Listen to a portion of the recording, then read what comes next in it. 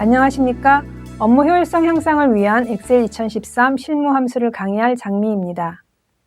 이 과정에서는 엑셀에서 분류하고 있는 많이 사용하는 함수 종류와 기능을 알아봅니다.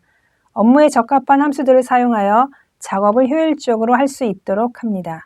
함수와 엑셀 기능을 조화롭게 사용하여 업무를 해결해 나가는 방법을 활용할 수 있도록 합니다.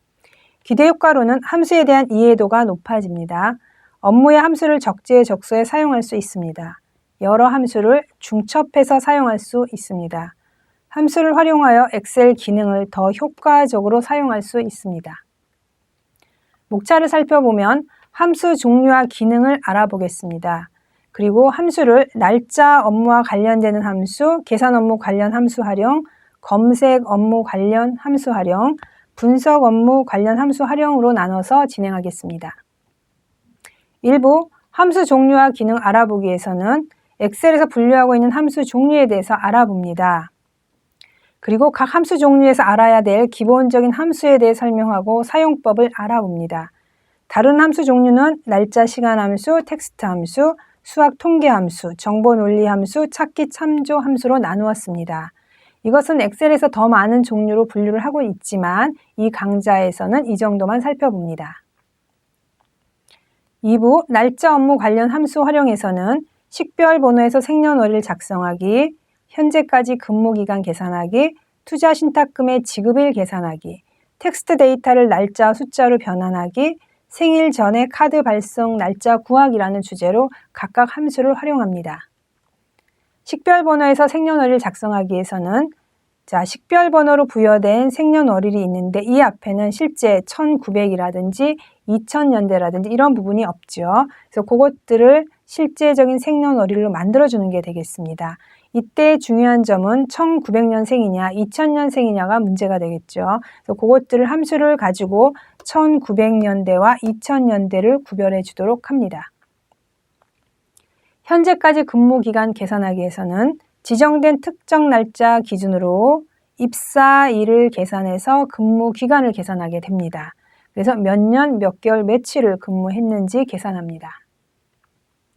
투자 신탁금의 지급일 계산하기에서는 신규일이 있죠. 신규일에서 실제적으로 3년 후의 날짜를 계산하는 방법과 그 다음에 3개월을 더했을 때 날짜를 계산하는데 3일일 경우에 3일로 나오는 경우와 28일이지만 31일로 계산해주는 함수를 구별해서 사용을 합니다. 이때 일요일 날짜는 이렇게 빨간색으로 표시하도록 조건부 서식도 활용합니다. 텍스트 데이터를 날짜와 숫자로 변환하기 위해서는 외국에서 받은 데이터인 경우에 날짜가 우리나라 형식과 틀립니다. 그래서 일, 월, 연으로 된 형식을 우리나라 형식인 연, 월일로 바꿔주게 됩니다. 그리고 DC 어마운트에 있는 숫자가 실제 숫자로 보이지만 이 앞에 공백이 있다든지 해서 얘는 실제로 숫자 데이터가 아닙니다. 그래서 이런 숫자 데이터가 아닌 지금 현재 보이는 텍스트 데이터를 실제 계산에 활용할 수 있는 숫자 데이터로 바꿔주는 방법을 공부합니다. 생일 전에 카드 발송 날짜 구하기 위해서는 특정 날짜를 기준으로 해서 그 날짜의 3일 후가 실제 생일이라면 3일 전에 카드를 발송하라는 메시지를 표시해 줍니다. 날짜 사이의 계산 관계를 살펴봅니다. 3부 계산 업무 관련 함수 활용에서는 계산과 관련된 업무표를 함수를 활용해서 작성합니다. 조건별 거래 내역 구하기라든지 반기별로 데이터 합계를 작성합니다. 수량과 단가로 총 구입액을 계산할 수도 있습니다. 산업별로 거래 금액과 업체 수를 구할 수 있습니다. 또한 기본급과 비용을 더해서 급여액을 구합니다. 조건별 거래 내역 구하기 위해서는 조건을 지금 판매자 김민주로 했습니다. 이럴 때 김민주에 해당하는 판매자의 최근 수주일, 그 다음에 거래 건수, 평균 단가, 거래 금액을 구할 수가 있습니다. 그래서 필터가 되어 있는 모양이 보이시죠? 이 필터는 고객사에도 걸 수도 있고 수주일이나 제품명에도 필터를 걸 수가 있습니다. 각각의 필터된 결과에 따라서 함수 결과가 달라지는 것을 볼 수 있습니다. 자, 반기별 데이터 합계 작성하기 위해서는 지역이 A 지역부터 E 지역까지 있고 종합을 하려고 합니다. 그러면 실제적으로 A지역, 전반기, B지역, 전반기, C지역, 전반기, D, E 해서 더해서 전반기 합계가 나와야 되겠죠. 그래서 지역이 실제 5개밖에 안 되기 때문에 그냥 더하기 5번 한다라고 생각할 수도 있겠지만 만약에 지역이 훨씬 많아진다면 복잡해집니다. 이것을 함수를 이용해 가지고 전반기만 한 번에 더한다든지 그 다음에 후반기만 한 번에 더할 수가 있습니다.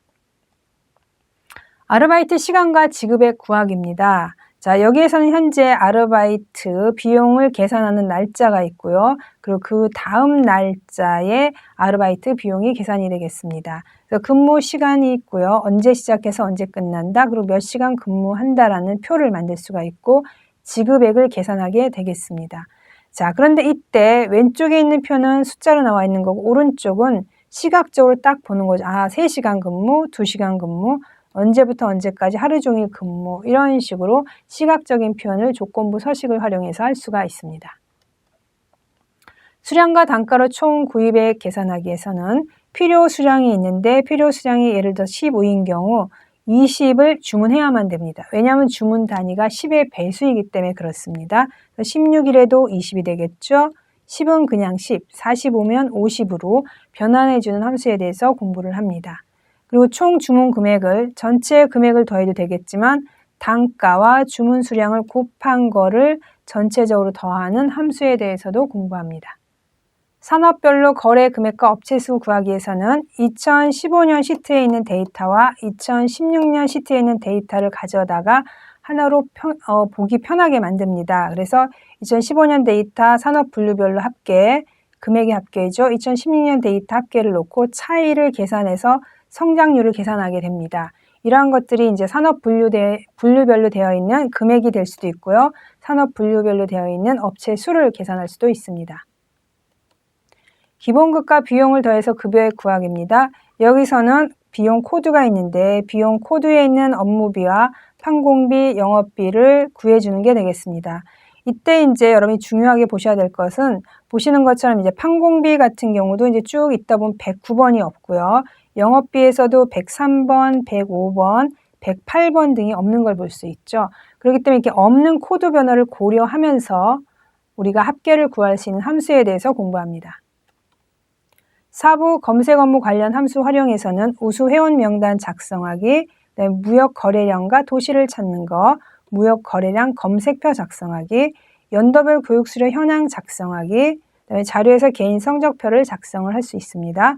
개인별 성적을 기호 차트로 나타낼 수도 있습니다. 자, 우수 회원 명단 작성하기 위해서는 현재 시상 대상이 우수 회원인데요. 이 우수 회원들을 1월부터 12월까지 한 번도 안 빠지고 참석하면서 참석 횟수가 12번 이상인 사람만 우수 회원으로 표시를 합니다. 그러면서 이렇게 우수 회원은 파란색으로 표시가 되어 있는데 이 부분은 또한 조건부 서식을 활용해서 눈에 띄게 표시를 할 수가 있습니다.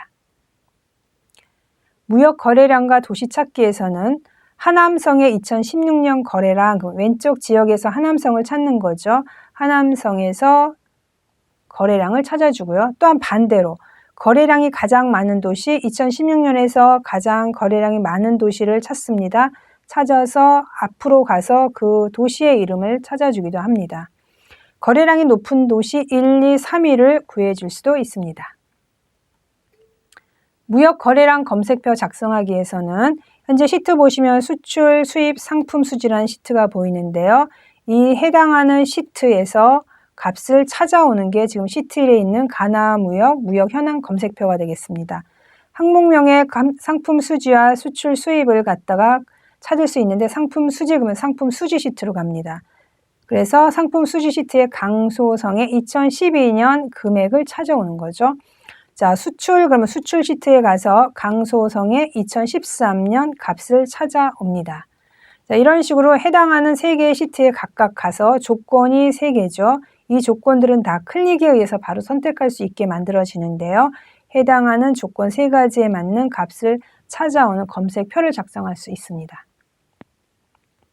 연도별 교육 수료 현황 작성하기 위해서는 2014년 교육 수료 명단 또 2015년 교육 수료 명단이 있습니다. 그럼 수료 명단에 전체 사업 명단에서 교육을 받은 사람만 이렇게 표시를 하는 거죠. 자, 15년도 표시하고 그리고 그 사람에 대해서 참석 횟수가 몇 번이 되는지를 또한 집계할 수가 있습니다. 그리고 15년도 수료 인원과 14년도 수료 인원과 15년도 수료 인원도 구할 수가 있습니다. 자료에서 개인 성적표 작성하기에서는 기본적인 자료가 되는 시트가 있고 번호가 있죠. 자, 번호를 갖다 선택해주면 해당하는 번호 사람의 이름과 총점, 학점, 순위, 해당하는 과목의 성적을 한꺼번에 가져올 수가 있습니다. 자, 번호가 바뀌게 되면 나머지도 바뀌게 됩니다. 그래서 이러한 표를 작성할 수 있습니다. 개인별 성적을 기호 차트로 나타내기 위해서는 지금 현재 이름이 이렇게 있는데 열방향으로 있는 걸 행방향으로 표시를 하고요. 그 다음에 합계가 되어 있는 부분을 별 모양으로 표시를 하는데 70점이면 별이 지금 7개죠. 그럼 10단위마다 하나씩 표시하도록 설정을 했습니다. 자, 그런데 이렇게 김도영이라든지 김수연, 김지혜 이런 사람들은 별이 없습니다. 자, 이런 사람에 대해서도 조건을 작성을 했는데요. 조건이 뭐냐 하면 전체 평균이 있을 때 이 합계가 있을 때 이 합계에 대한 평균보다 큰 사람만 별을 표시하는 겁니다. 그래서 합계가 전체 평균보다 작은 사람은 별을 표시하지 않도록 설정하고 있습니다. 5부에서는 분석 업무 관련 함수를 활용하고 있습니다. 상대평가로 성적표를 작성할 수 있습니다. 다양한 조건으로 순위를 구해보겠습니다. 성별, 연령대별 평점을 분석할 수가 있고요. 변동 데이터로 차트를 작성할 수 있습니다. 대출 이율에 따른 상환 금액을 구할 수 있고 대출금에 따른 월 상환 금액을 구할 수가 있습니다. 상대평가로 성적표 작성하기 위해서는 이렇게 백분율로 성적을 작성할 수가 있습니다. 그래서 총점이 있는 데서 상위 14%에 해당하는구나 라고 상대적인 비율을 구할 수가 있죠. 그리고 해당하는 비율에 의해서 학점표에서 학점을 구할 수가 있습니다. 다양한 조건으로 순위 구하기 위해서는 순위를 구할 수가 있는데요. 순위를 3가지 방법으로 지금 구하고 있습니다. 그래서 순위가 보시면은 평균이 지금 큰 거에서 작은 거로 다 되어 있죠. 그러면 이제 여러분이 순위를 보셨을 때 이 부분이 되겠죠. 여기가 같습니다. 지금 4등이라고 평균이 같기 때문에 같은데 순위 이름 보면 4, 5로 나눠져 있고 순위 2는 4.5로 되어 있죠. 과연 이런 차이는 어떻게 구할 수 있는지 우리가 배울 수가 있습니다. 자, 여기도 있죠. 77, 78, 75라고 되어 있는 이 부분 같이 마찬가지입니다. 성별, 연령대별 평점 분석하기입니다. 여기에서는 성별별로, 그러니까 남자, 여자별로 평점이 어떻게 되는지 평점의 평균을 구하고 그 다음에 연령대별로 평균을 구하는데 문제는 여기서 20대, 30대, 40대인데 나이가 49라는 거죠. 49는 40대로 돼야 되고 33은 30대로 돼야 되고 25는 20대로 돼야 되겠죠. 이렇게 계산해주는 함수가 있습니다. 함수에 대해서 배워봅니다. 변동 데이터로 차트 작성하기 위해서는 이쪽에 이제 계속 연도별로 데이터가 들어오게 되면 최근에 입력되는 데이터 2개 연도만 차트로 표시하도록 서로 연결해 두었습니다. 그래서 연도가 2017년, 18년 추가가 되면 이 부분이 바뀌면서 차트도 바뀌도록 되어 있습니다.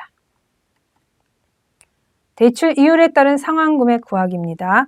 대출 금이죠. 1억 원을 10년 동안 3.5%로 빌렸다 그랬을 때 대출 받았습니다. 그럼 현재 금액은 대출 상환금은 이렇게 되는데 기간을 5년, 10년, 15년, 30년까지 변화됐을 때와 대출 이율이 3.0에서 4.0까지 변화될 때 원리금 상환금액표를 보는 겁니다. 그래서 보시면은 3.0일 때와 4.0일 때 같은 30년이라도 이렇게 차이가 나죠. 대략 한 5만 5천 원 정도 차이가 나는 것을 볼 수가 있습니다.